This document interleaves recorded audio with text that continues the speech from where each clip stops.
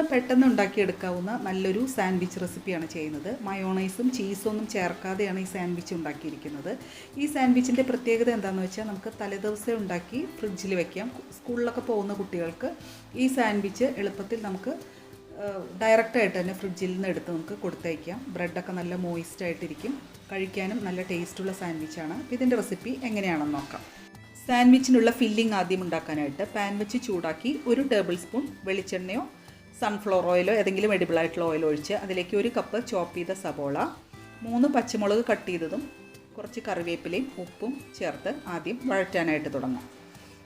ഈ സബോളയുടെയൊക്കെ ആ ഒരു റോ സ്മെല്ലൊക്കെ ഒന്ന് മാറി വരുമ്പോൾ ഇതിലേക്ക് 1 table spoon ginger garlic paste ചേർത്ത് കൊടുക്കാം. ജിഞ്ചർ ഗാർലിക് പേസ്റ്റും ചേർത്ത് അതിൻ്റെ ആ ഒരു പച്ചമണമൊക്കെ മാറി വരുമ്പോൾ 1.5 കപ്പ് ക്യാരറ്റ് ഗ്രേറ്റ് ചെയ്ത് ചേർത്ത് ഒന്ന് വഴറ്റി വേവിച്ചെടുക്കാം. ഞാനിവിടെ ഒരു 3-4 മിനിറ്റ് ലോ ഫ്ലെയിമിലിട്ട് അടച്ചു വെച്ച് വേവിക്കുന്നുണ്ട്.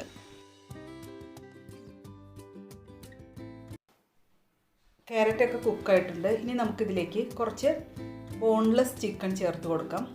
ക്യൂബ്സായിട്ട് കട്ട് ചെയ്ത് ജിഞ്ചർ ഗാർലിക് പേസ്റ്റ് ഉപ്പും ചേർത്ത് വേവിച്ചെടുത്ത ചിക്കനാണ്. ഇതും ചേർത്ത് ഒന്ന് നന്നായി ഇളക്കി ഒരു 2 മിനിറ്റ് കുക്ക് ചെയ്തെടുക്കാം.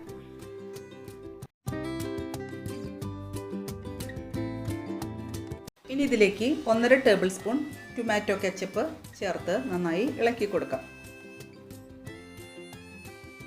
ഇനി ഓരോരുത്തരുടെ എരിവനുസരിച്ച് കുരുമുളക് പൊടി ചേർത്ത് കൊടുക്കുക. ഞാൻ 1 ടീസ്പൂൺ കുരുമുളക് പൊടിയാണ് ചേർത്തത്. അപ്പോൾ ഒരുവിധം പാകത്തിനുള്ള എരിവാണ്. അവസാനം മല്ലിയില ചേർത്ത് നമുക്ക് ഗ്യാസ് ഓഫ് ചെയ്യാം. മല്ലിയിലയുടെ ഫ്ലേവർ ഇഷ്ടമാണെങ്കിൽ മല്ലിയില, അതല്ലെങ്കിൽ കറിവേപ്പില ചേർത്താലും മതി. ചൂടാറാനായിട്ട് മാറ്റി വയ്ക്കാം. അപ്പോൾ ഇത് ചൂടാറി ഞാനൊരു ബൗളിലേക്ക് മാറ്റിയിട്ടുണ്ട്. 2 ബ്രെഡ് പീസിനെ എടുക്കാം. ബ്രെഡ് പീസിൽ ഒരുവിധം നന്നായിട്ട് ഫില്ലിങ് വെച്ച് കൊടുക്കുക. എന്നാലേ കഴിക്കുമ്പോൾ നല്ല ടേസ്റ്റ് ഉണ്ടാവുള്ളൂ. ഏറ്റവും സൈഡിലേക്ക് പോവാത്ത വിധത്തിൽ വേണം ഫില്ലിങ് വെച്ച് കൊടുക്കാൻ. ഞാൻ സൈഡ് കട്ട് ചെയ്ത് മാറ്റുന്നുണ്ട്. അപ്പോൾ സൈഡിൽ പോവാത്ത വിധത്തിൽ ഫില്ലിങ് വെച്ച് നമുക്ക് മറ്റേ ബ്രെഡ് പീസ് കൊണ്ട് കവർ ചെയ്തെടുക്കാം.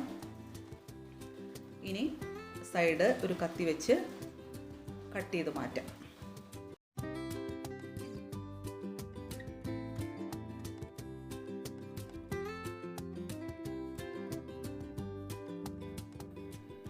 നമ്മുടെ സാൻഡ്വിച്ച് ഇവിടെ റെഡി ആയിട്ടുണ്ട്. ബാക്കിയുള്ള സാൻഡ്വിച്ചുകളും ഇതുപോലെ ഫില്ലിംഗ് വെച്ച് ഉണ്ടാക്കിയെടുക്കുക. ഈ സാൻഡ്വിച്ച് ഇതുപോലെ തന്നെ കഴിക്കാൻ നല്ല ടേസ്റ്റാണ്. ഞാൻ സാധാരണ തിരക്കുള്ള ദിവസങ്ങളിൽ സാൻഡ്വിച്ച് ഉണ്ടാക്കി ബോക്സിലാക്കി ഫ്രിഡ്ജിൽ വെച്ച് ഫ്രിഡ്ജിൽ നിന്ന് ഡയറക്റ്റ് എടുത്ത് കഴിക്കുകയോ അതല്ലെങ്കിൽ നമ്മൾ എവിടെയെങ്കിലും പോവുകയാണെങ്കിൽ ഇതുപോലെ ബോക്സിലാക്കി കൊണ്ടുപോയി ചൂടാക്കാതെ തന്നെ നമുക്ക് കഴിക്കാം. ഫ്രിഡ്ജിൽ വെച്ചിട്ടും നല്ല മോയിസ്റ്റായിട്ടിരിക്കുന്നുണ്ട് ഈ സാൻഡ്വിച്ച്. വെജിറ്റേറിയൻസിന് വേണ്ടി ഈ സാൻഡ്വിച്ച് ഉണ്ടാക്കുമ്പോൾ ബോൺലെസ് ചിക്കൻ ചേർക്കുന്നതിന് പകരം മഷ്റൂമോ പനീറോ ഉപയോഗിച്ച് സാൻഡ്വിച്ച് ഉണ്ടാക്കിയാൽ മതി. ഈ ഒരു അളവിൽ ഫില്ലിംഗ് ഉപയോഗിച്ച് സാൻഡ്വിച്ച് ഉണ്ടാക്കുമ്പോൾ 4 പേർക്ക് കഴിക്കാനുള്ള സാൻഡ്വിച്ച് ഉണ്ടാവും. ഇന്നത്തെ സാൻഡ്വിച്ച് റെസിപ്പി നിങ്ങൾക്ക് ഇഷ്ടപ്പെട്ടു എന്ന് കരുതുന്നു. നല്ല നല്ല റെസിപ്പീസുമായി വീണ്ടും കാണാം. താങ്ക്